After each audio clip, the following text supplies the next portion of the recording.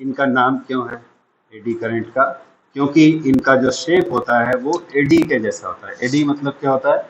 Whirlpool सुना होगा, Whirlpool, fridge washing machine नहीं, वर्लपूल जो पानी में बनते हैं। हाँ, तो जो बड़े साइज के होते हैं उनको बोलते हैं वर्लपूल, जो छोटे साइज के होते हैं उनको बोलते हैं एडी। ठीक है। तो अगर एक लूप था और उससे पास होने वाला फ्लक्स हमने चेंज किया तो लूप के अलोंग यानी इसका जो सर्कमफेरेंस है उसके अलोंग करंट फ्लो होने लगा।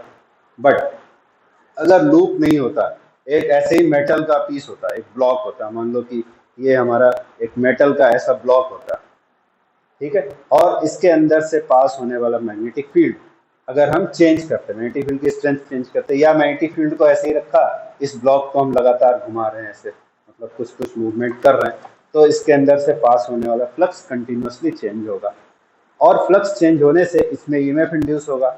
बट अब इस ब्लॉक में ये बताना पॉसिबल नहीं है कि कौन सा साइड पॉजिटिव कौन सा नेगेटिव, क्योंकि यहाँ पे कोई एंड जैसी चीज हमें नहीं दिखाई दे रही है। तो क्या होता है, इस पूरे ब्लॉक के वॉल्यूम में छोटे करंट लूप्स बन जाते हैं, वॉल्यूम में, पूरे वॉल्यूम में, नॉट ओनली ऑन सरफेस। यहाँ कोई एक फिक्स पतला रास्ता नहीं है करंट के जाने के लिए, तो इसलिए यहाँ पर उस तरह का करंट नहीं दिखाई देगा जैसा हमने लूप में देखा। इधर पूरे वॉल्यूम में इस बॉक्स के, ये जो मेटालिक ब्लॉक होगा इसके पूरे वॉल्यूम में बन जाएंगे स्मॉल करंट लूप्स, जिनको बोलते हैं एडी करंट्स। और एडी करंट्स भी लेंज लॉ को फॉलो करते हैं। लेंज लॉ क्या है? जिस कॉज से इंड्यूस हुआ उसको अपोज करना है। ठीक है।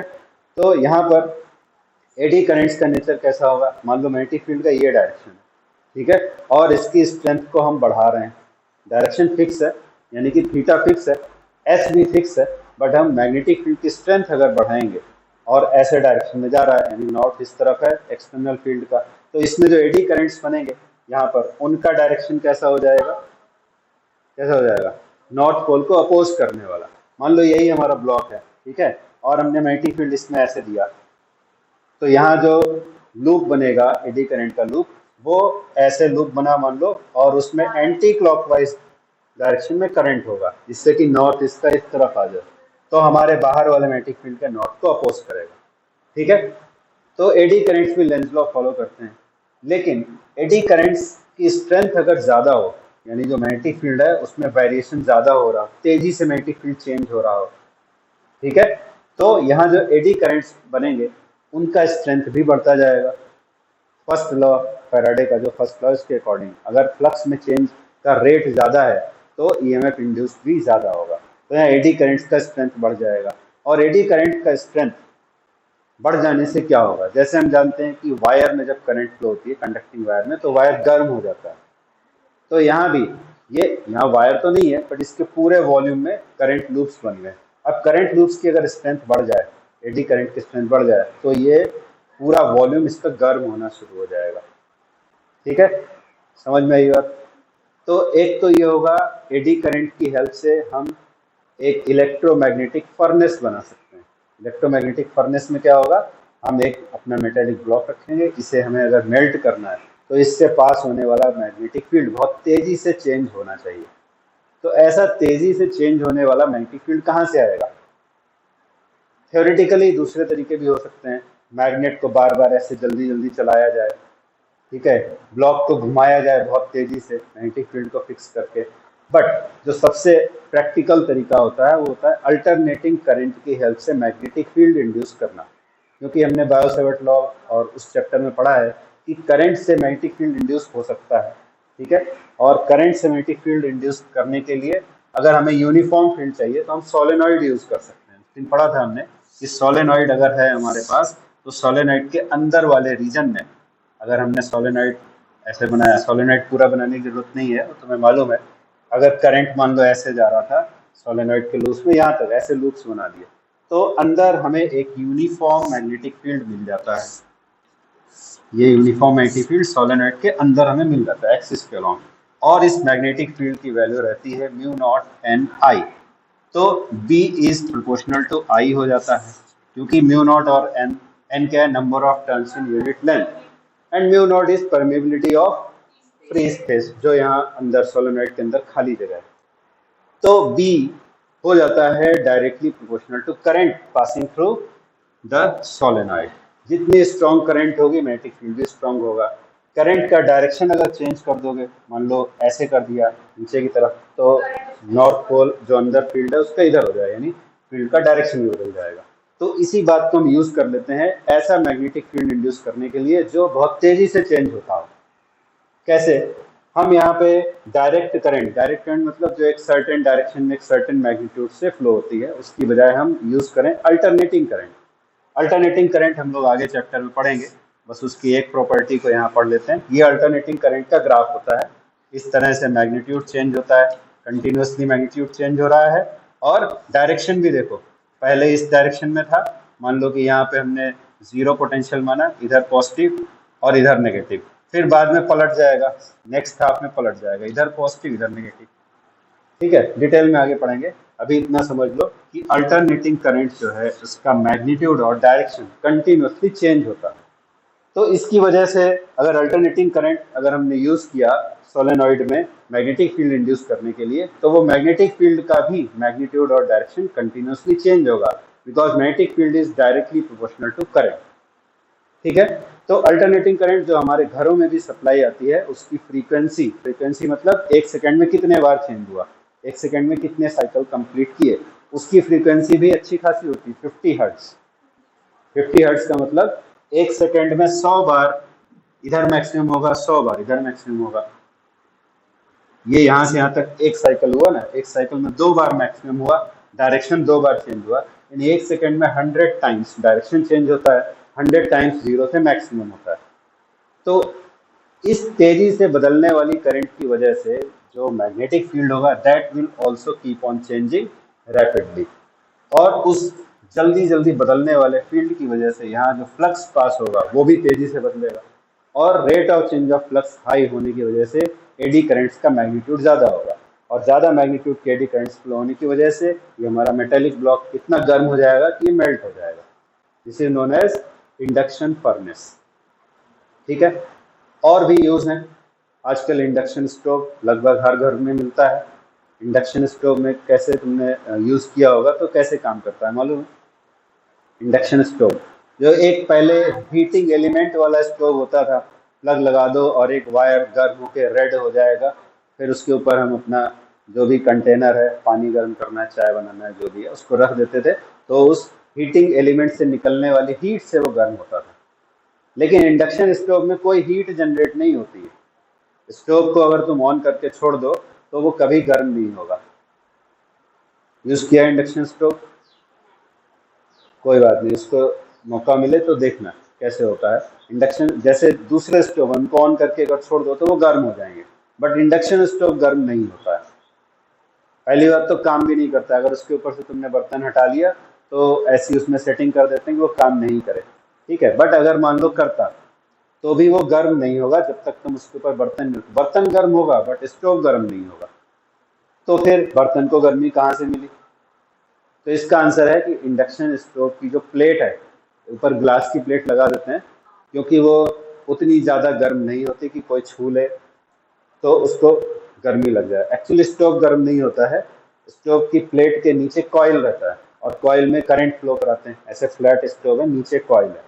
ठीक है, कॉइल में जब करंट पास होता है अल्टरनेटिंग करंट में ही काम करेगा। तो अल्टरनेटिंग करंट की वजह से मैग्नेटिक फील्ड पहले ऊपर की तरफ आता है, फिर नीचे की तरफ जाता है, फिर ऊपर की तरफ, फिर नीचे की तरफ, और डायरेक्शन के साथ मैग्नीट्यूड भी चेंज होता है। और ये काम बहुत तेजी से होता है, जैसे हमारे घरों में आ रहा है 50 हर्ट्ज फ्रीक्वेंसी वाला एसी, तो वही काम हो रहा है। 100 टाइम्स मैग्नेटिक फील्ड इस डायरेक्शन में, 100 टाइम्स नीचे के डायरेक्शन में, एक सेकंड में।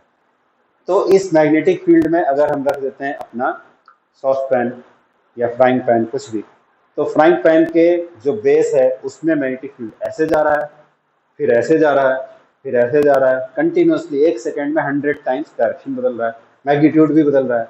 तो उस वेसल के बेस से मैग्नेटिक फ्लक्स जो पास हो रहा था वो कंटिन्यूसली चेंज हो रहा है। तो कंटिन्यूसली फ्लक्स चेंज होने की वजह से उस वेसल में एडी करंट्स डेवलप हो जाते हैं, और एडी करंट्स जितना तेजी से चेंज होगा फ्लक्स उतने ही स्ट्रांग होंगे।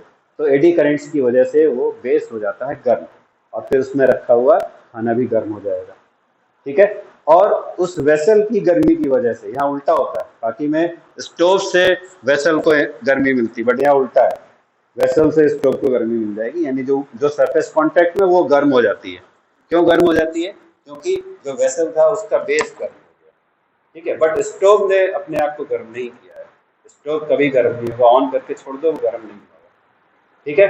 बट यहाँ पे यही देखना पड़ता है कि जो वेसल है हमारा, वो उसमें एडी करंट्स इंड्यूस हो ऐसे मटेरियल होने चाहिए, ठीक है। प्रेफरेबली स्टील या आयरन होना चाहिए, तब गर्म होता है। कॉपर में नहीं होगा, क्योंकि एक बार मेरा डिस्कशन हुआ था किसी से, उसने लिखा था ऐसे ही फेसबुक में या यूट्यूब में कहीं लिखा था कि कॉपर तो कंडक्टिंग मटेरियल है, एल्यूमिनियम में कंडक्टिंग मटेरियल है, बट वो इंडक्शन स्टोव में काम क्यों नहीं करता है? जबकि आयरन उतना कंडक्टिंग नहीं है, स्टील उतना कंडक्टिंग नहीं है, तो वो इंडक्शन स्टोव में काम करता है। तो उनको वहाँ पे कंक्लूजन ये था कि कंडक्टिंग का मतलब क्या, कंडक्टर ऑफ हीट या कंडक्टर ऑफ इलेक्ट्रिसिटी, दोनों अलग अलग होते हैं, ठीक है। तो वो जो बोल रहे थे उनके हिसाब से सारे मेटल्स तो कंडक्टर ऑफ हीट होते हैं, कंडक्टर ऑफ इलेक्ट्रिसिटी भी होते हैं, लेकिन यहाँ पे सिर्फ कंडक्टर से मतलब नहीं, यहाँ पे मतलब है मैग्नेटिक फील्ड के रिस्पेक्ट में किसका रिस्पॉन्स ज़्यादा होता है। यानी कि पिछले चैप्टर में जैसे था फेरोमैग्नेटिक, पैरामैग्नेटिक और डायमैग्नेटिक, तो फेरोमैग्नेटिक मेटल्स का रिस्पॉन्स सबसे ज़्यादा होता है। मैग्नेटिक फील्ड जब उनके अंदर से पास होगा तो वो आसानी से मैग्नेटाइज होते हैं और आसानी से डीमैग्नेटाइज भी हो जाते हैं। अभी सिलेबस कट कर दिया गया है टर्म वन की वजह से, अदरवाइज ये सारा डिस्कशन इस चैप्टर में आपको पढ़ने वाला है, मैग्नेटाइजेशन एंड डीमैग्नेटाइजेशन, ठीक है। तो मैग्नेटाइजेशन और डीमैग्नेटाइजेशन जिन मटेरियल में आसानी से होता है वो इंडक्शन स्टोव में काम करते हैं। तो एल्यूमिनियम और कॉपर में ये प्रॉपर्टी आयरन और स्टील के, स्टील में भी एक्चुअली आयरन ही होता है, स्टील क्या है, अलॉय, तो स्टील में भी आयरन होता है, तो उस आयरन की प्रेजेंस की वजह से वो आसानी से काम करता है। जबकि एल्यूमिनियम का अगर बर्तन रखोगे इंडक्शन स्टोव में तो वो रिस्पॉन्ड ही नहीं करेगा, गर्म होगा ही, कॉपर भी नहीं, ठीक है। तो यहाँ पे कंडक्टर से मतलब नहीं है, यहाँ मतलब है वो मटेरियल फेरोमैग्नेटिक है तो ज़्यादा रिस्पॉन्स करेगा, पैरामैग्नेटिक है तो कम रिस्पॉन्स करेगा, डायमैग्नेटिक है तो अपोजिट रिस्पॉन्स करता है, ये इसमें थ्योरी में था। तो पैरामैग्नेटिक मटेरियल से फेरोमैग्नेटिक मटेरियल का रिस्पॉन्स 100 टाइम्स या 1000 टाइम्स ज़्यादा होता है, मटेरियल पे डिपेंड करेगा, but in general ferromagnetic materials respond much more stronger than the paramagnetic materials, ठीक है। तो इंडक्शन स्टोव में हमें यूज करना है फेरोमैग्नेटिक मटेरियल्स, यानी आयरन और स्टील वाले बर्तन काम करेंगे, एल्यूमिनियम और कॉपर नहीं करेगा।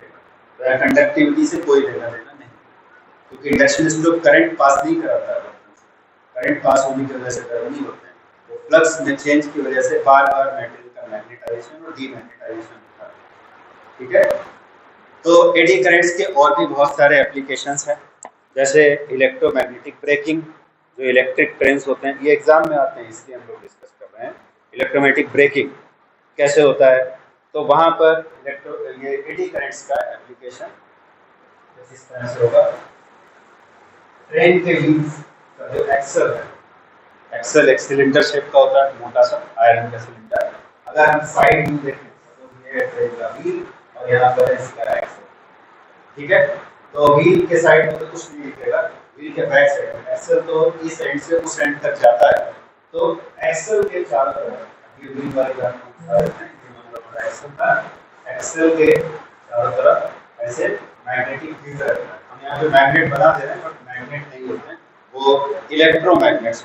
इलेक्ट्रोमैग्नेट मतलब जब तक करंट पास होगा तब तक मैग्नेटिक बिहेवियर शो करेगा, करंट ऑफ कर देंगे तो मैग्नेटिक बिहेवियर भी खत्म हो जाएगा, ठीक है। बिकॉज जो परमानेंट मैग्नेट्स हैं वो इतने स्ट्रॉन्ग नहीं बन पाते हैं जितने इलेक्ट्रोमैग्नेटिक मैग्नेट्स होते हैं, क्योंकि करंट का स्ट्रेंथ बढ़ाकर हम उनकी स्ट्रेंथ को कम या ज़्यादा भी कर सकते हैं। करंट का स्ट्रेंथ ज़्यादा होगा तो उनका मैग्नेटिक फील्ड ज़्यादा स्ट्रेंथ दिखाएगा, करंट का मैग्नीट्यूड कम कर देंगे तो मैग्नेटिक फील्ड की स्ट्रेंथ भी कम हो जाएगी, ठीक है। तो यहाँ पर इलेक्ट्रोमैग्नेट होते हैं, भले ही हमने यहाँ पे ऐसे बना दिया permanent magnet, but they are electromagnets. तो ये हमारा ट्रेन का एक्सल है, ट्रेन चल रही है, एक्सल भी घूम रहा है, साथ में व्हील भी घूम रहा है ऐसे, ठीक है।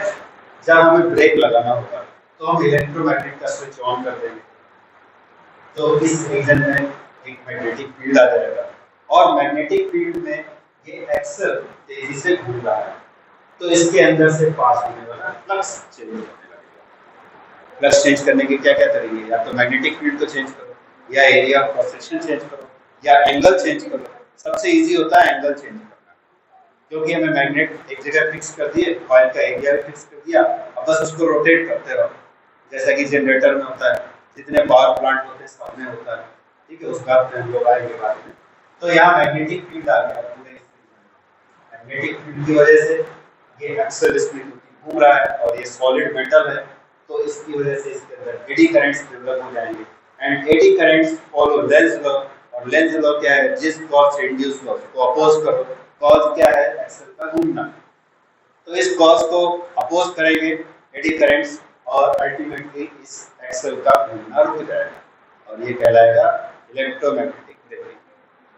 ठीक है, तो ऐसे ही और भी एक दो एप्लीकेशंस होंगे एडी करंट्स के, वो तुम बुक में पढ़ सकते हो। एग्जाम में आते हैं एप्लीकेशन ऑफ एडी करंट्स, बताओ अगर किसी को बहुत इजी पेपर बनाना हुआ तो। ठीक है, कई जगह पे एडी करंट्स, यहाँ तो एडी करंट्स के हमने सिर्फ फायदे देखे, कई जगह एडी करंट्स को कम करने की भी जरूरत होती है। ठीक है, तो वो कैसे किया जाएगा? यस, रुक जाएगा फिर कैसे घूमेगा? रोकना ही तो है हमें।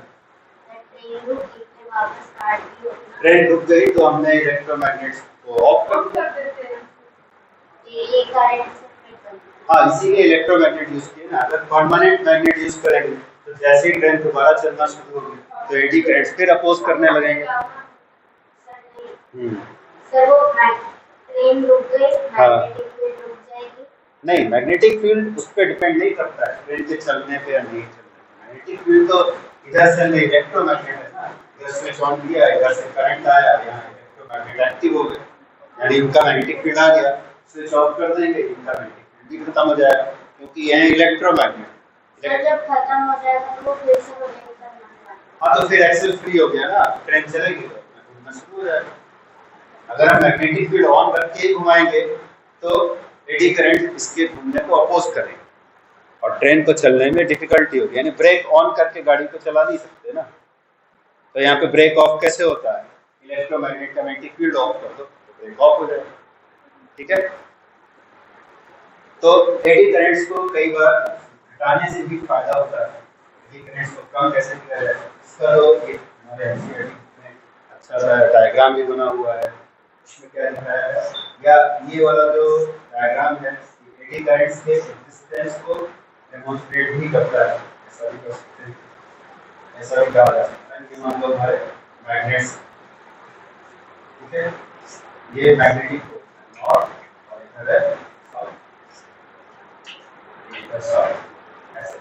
और यहाँ पर डायग्राम में क्या दिखाया गया, इधर एक मेटालिक प्लेट को सस्पेंड किया है, मेटालिक प्लेट है, और इस प्लेट को अब ऑसिलेट कराया गया, वो इस बीच में इसको ऑसिलेट कराया। तो ऑसिलेट कराने से क्या होगा, इधर नॉर्थ को इधर साउथ और बीच में प्लेट को ऑसिलेट कराया जा रहा है। तो ऑसिलेट होने से क्या होगा, ऑसिलेट तो होगा, बट जैसे ये प्लेट अंदर जाएगी पोल्स के बीच में, तो इसके अंदर से मैग्नेटिक फ्लक्स बढ़ता चला जाएगा। मैग्नेटिक फील्ड फिक्स है, लेकिन एरिया चेंज हो रहा है, वो एरिया जो मैग्नेटिक फील्ड में आ रहा है, फिर ऐसे पीछे चला गया, फिर वापस आया, तो बार बार इसके अंदर से पास होने वाला, मैग्नेटिक फील्ड के अंदर से पास होने वाला एरिया चेंज होगा, तो इसकी वजह से यहाँ से पास होने वाला फ्लक्स चेंज होगा। फ्लक्स चेंज होने से अब यहाँ लूप तो था नहीं, तो किनारे किनारे करंट फ्लो होता है, ये पूरा मेटल है, तो इसमें एडी करंट्स मतलब, और एडी करंट्स का नेचर क्या होता है, लेंज लॉ फॉलो करते हैं, जिस कॉज से इंड्यूस हो उसको अपोज करेंगे। And what is the cause, plate का बार बार फील्ड में एंटर करना और बाहर निकलना, ये कॉज है। तो इस कॉज को अपोज करेगा और प्लेट, ठीक है। तो एडी करंट्स के एग्जिस्टेंस को प्रूव करने के लिए अच्छा डेमोंस्ट्रेशन है। और एडी करंट्स को कम कर दिया जाए तो इसका ऑसिलेशन और ज्यादा देर तक चलेगा, क्योंकि अपोज करने वाले करंट्स कम हो गए। अब कम कैसे किया जाए, कम करने के लिए एक सॉलिड प्लेट की बजाय हम इसमें ऐसे कट्स बना रहे हैं, ऐसे कट्स बना दो, मतलब टोटल एरिया उतना ही रहेगा तो स्पेस ये ऑक्यूपाई करेगा। कट्स बना दो या ऐसे पूरे में होल्स बना दो, ठीक है। तो क्या होगा, एडी करंट्स को अब मान लो यहाँ पे इसमें बना लेते हैं, मान लो सामने से हम प्लेट को देख, ठीक है, और इसमें हमने ऐसे कट्स इस तरह से कट सकते हैं। टोटल स्पेस जो प्लेट ऑक्यूपाई करता था वो भी लूप नहीं, बट हमने अभी चीज में कट रखा। अब अगर एडी करंट का लूप बनेगा तो उसको यहाँ पर मेटल पूरा लूप जाने के लिए उसको ऐसे लंबा रास्ता करना पड़ेगा, क्योंकि वहाँ पे मेटल है ही। तो लंबा रास्ता अगर करंट को पास करना पड़ेगा तो उसका रेजिस्टेंस, रेजिस्टिविटी नहीं, resistivity is the property of material, current has to face more resistance because R is proportional to L। ज्यादा लंबा रास्ता चलना पड़ेगा करंट को तो रेजिस्टेंस बढ़ जाएगा। तो रेजिस्टेंस ज्यादा फेस करने की वजह से एडी करंट्स का स्ट्रेंथ कम हो जाएगा। तो उनका जो इफेक्ट था, क्या इफेक्ट था, to oppose the oscillation of the plate, वो कम हो जाएगा। अब ये प्लेट पहले से ज्यादा देर तक ऑसिलेट हो सकता है। ठीक है, समझ में आया? नहीं उसने बनाया, ठीक है, जस्ट समझने के लिए है। एग्जैक्टली ऐसे ही शेप का लूप बनेगा ऐसा नहीं बोला जा रहा है, बस क्या है कि वहाँ मेटल नहीं है तो एडी करंट्स को लंबा रास्ता चलना पड़ेगा। चलो ऐसे बना लो, मान लो